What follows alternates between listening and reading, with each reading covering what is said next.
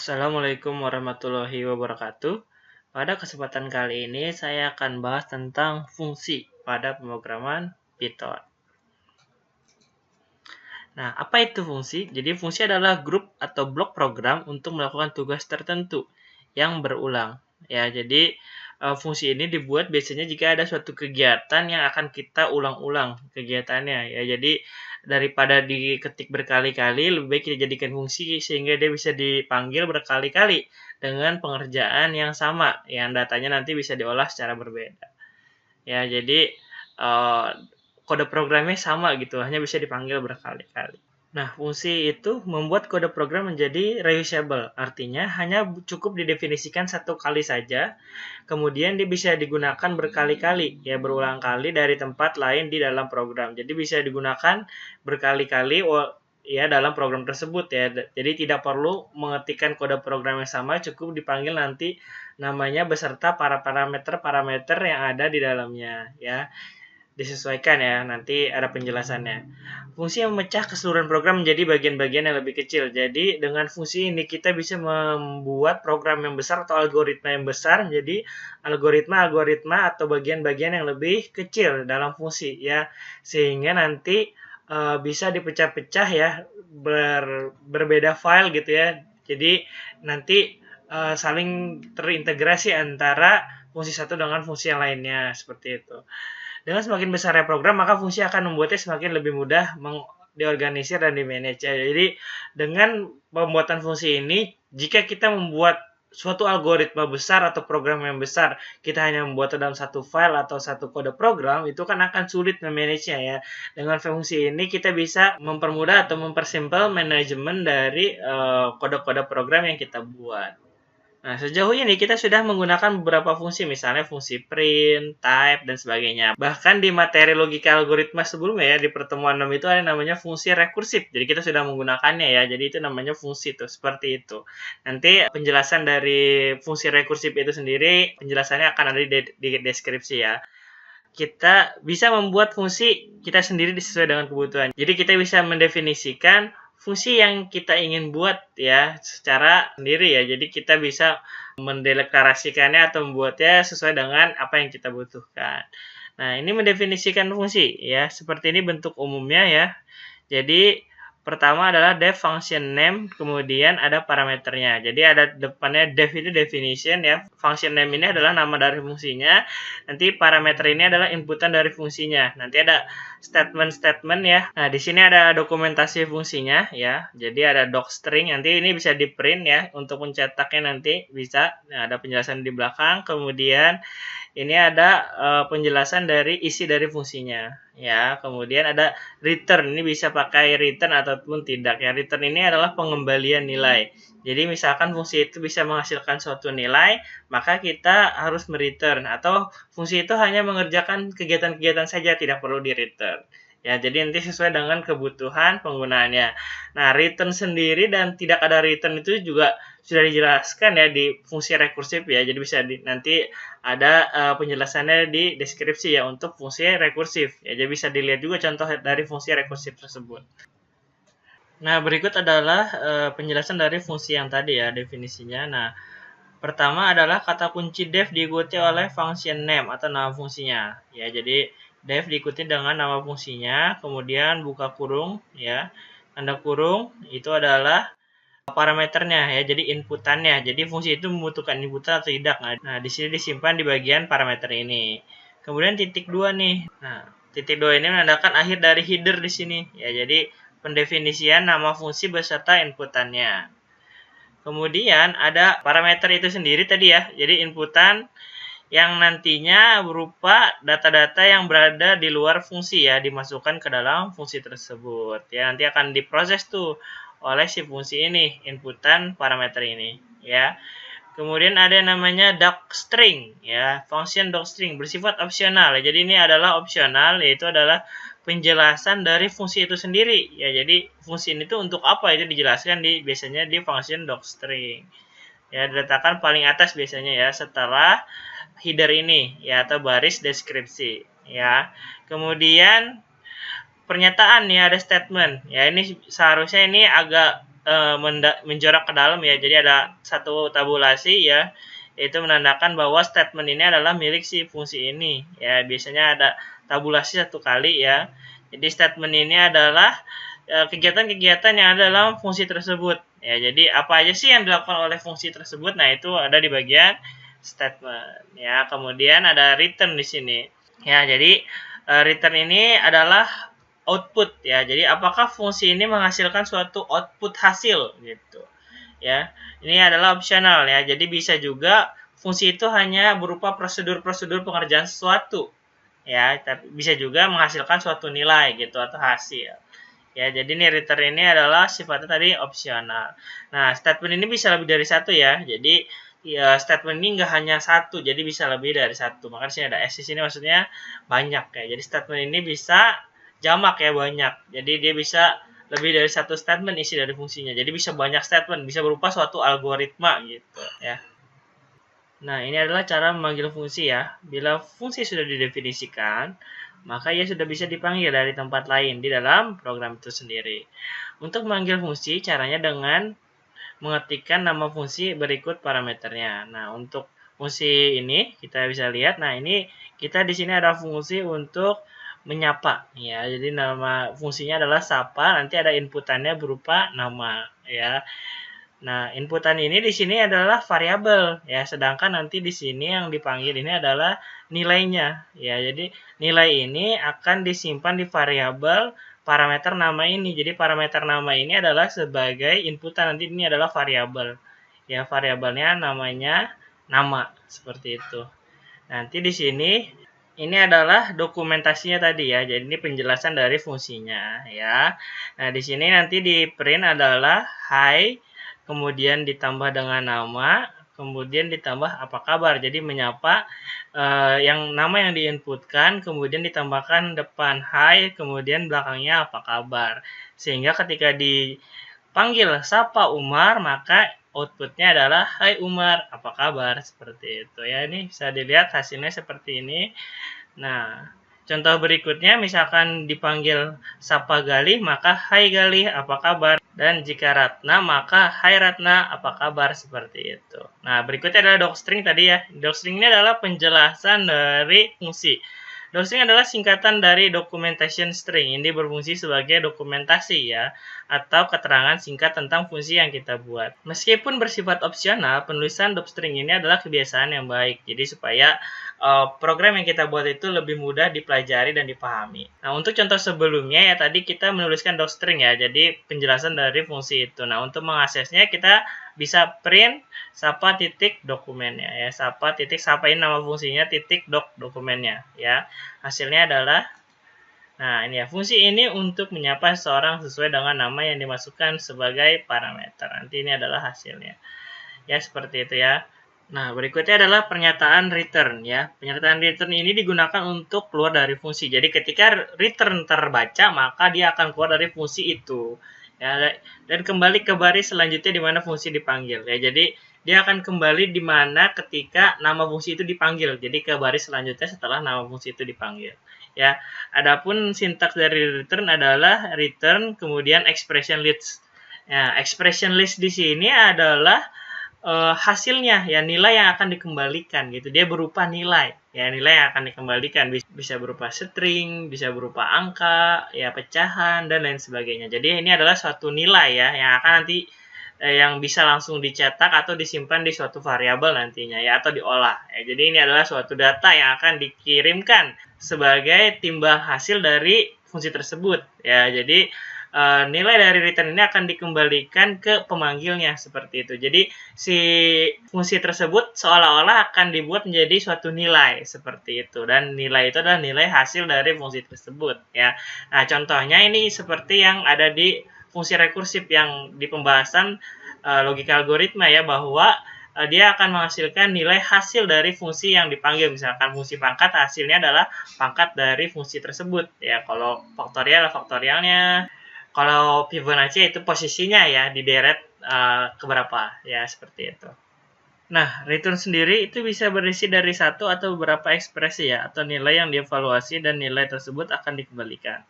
Bila tidak ada pernyataan return yang dibuat atau ekspresi dikosongkan, maka fungsi akan mengembalikan objek non. Ya, jadi non, bentuknya itu non, itu tidak ada ya. Nah, ini bisa diperhatikan bila hasil keluaran dari fungsi sapa kita simpan dalam variabel, hasilnya adalah non ya.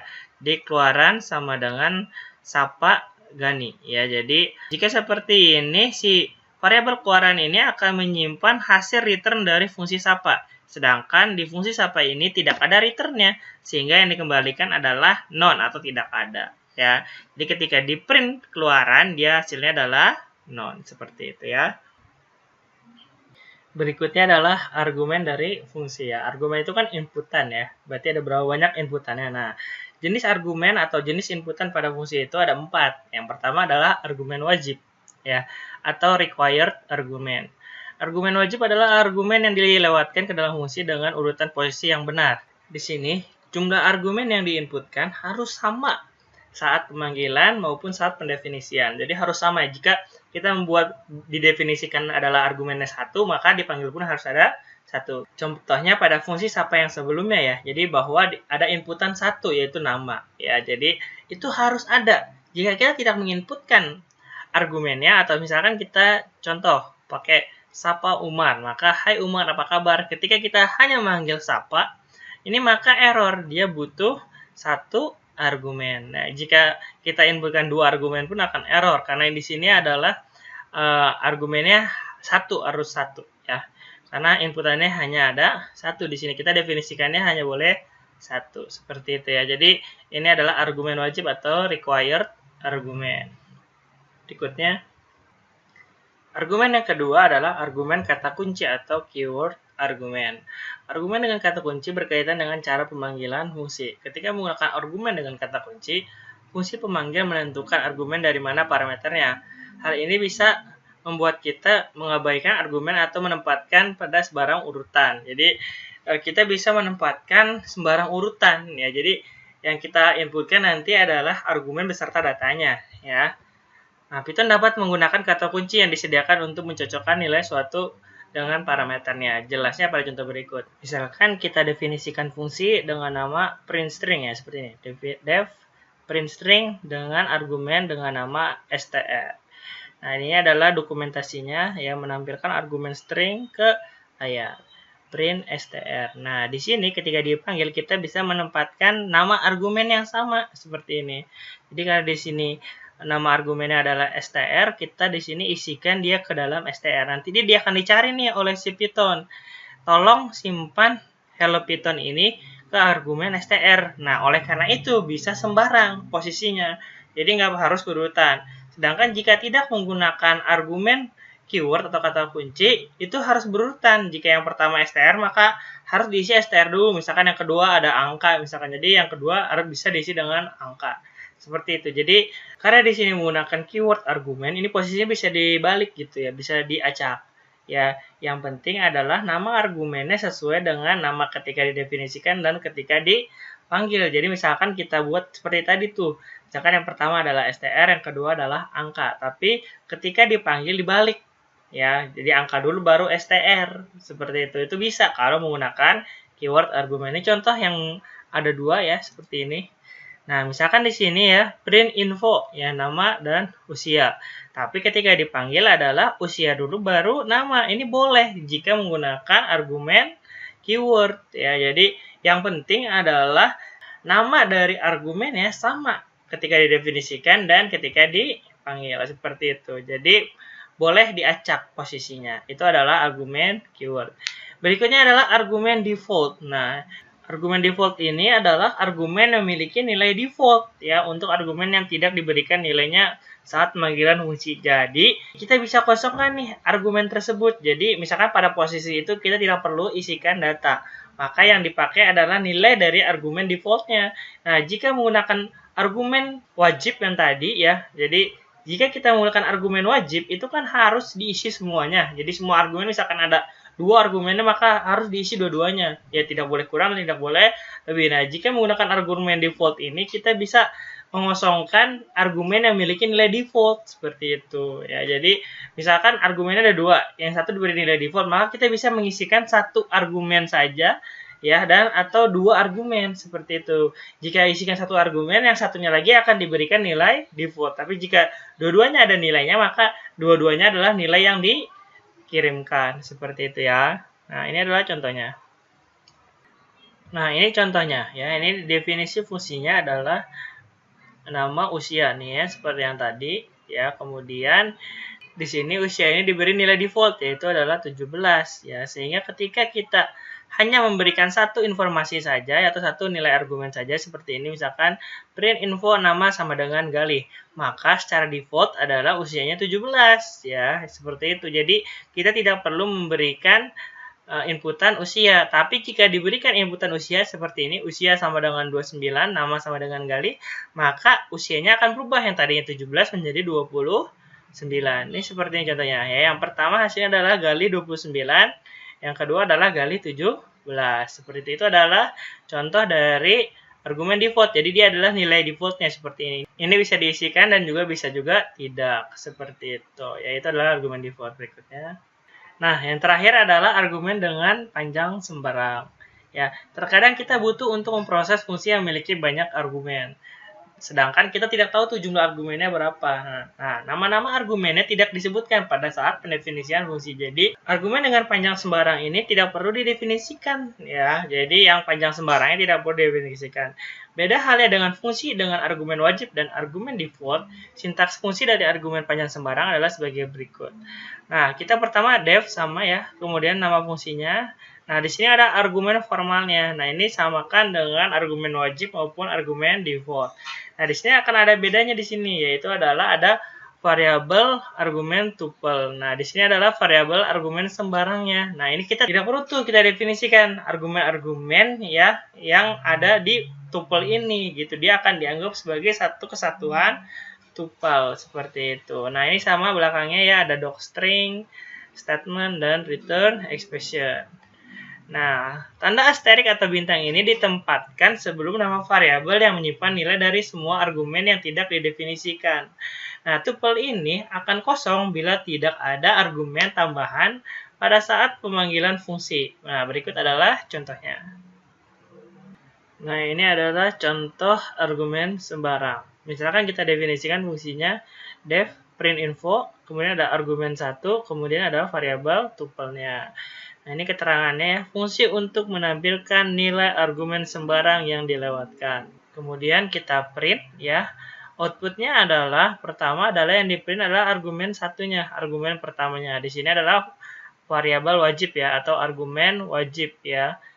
Kemudian adalah print dari variabel tuple-nya yang di sini. Nah, ini bisa kosong, bisa juga ada isinya. Jadi bisa sembarang ya. Kemudian kita panggil di sini adalah print info 10 dan yang kedua adalah print info 10, 30, 50 dan 70.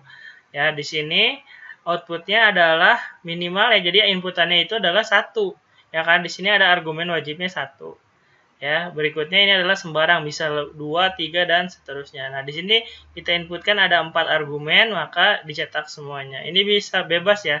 Nanti di sini dianggap sebagai tuple yang di belakang dari 10 seperti itu. Nah, itu adalah argumen sembarang. Nah, berikutnya adalah ruang lingkup dari skop variabel. Ya, di Python tidak semua variabel bisa diakses dari semua tempat. Ini bergantung dari tempat di mana kita mendefinisikan variabelnya. Ruang lingkup variabel itu secara umumnya atau secara khusus ini ada dua, yaitu adalah variabel global dan variabel lokal. Dari namanya saja, variabel global adalah variabel yang didefinisikan di luar fungsi. Sedangkan variabel lokal adalah variabel yang didefinisikan di dalam fungsi. Variabel yang didefinisikan di dalam fungsi memiliki skop lokal tuh ya. Sedangkan variabel yang didefinisikan di luar fungsi memiliki skop global. Ini berarti variabel lokal hanya bisa diakses dari dalam fungsi itu sendiri. Ya, sedangkan kalau variabel global ini bisa diakses dari mana saja dalam program. Berikut adalah contohnya. Nah, di sini ada dua variabel total. Variabel globalnya adalah total yang di atas. Ini bisa diakses dari program bagian mana saja. Sedangkan yang total di bawah ini adalah variabel yang hanya bisa diakses dalam fungsi sum ini. Seperti itu. Yaitu adalah variabel global dan variabel lokal. Ya. Jadi, Walaupun namanya sama, total ini adalah dua jenis variabel yang berbeda. Yang satu adalah variabel global, yang satu adalah variabel lokal. Nah, itu saja ya. Jadi, materi hari ini saya cukupkan sekian saja. Ya, terima kasih atas perhatiannya. Mohon maaf jika banyak kesalahan kekurangan. Wassalamualaikum warahmatullahi wabarakatuh.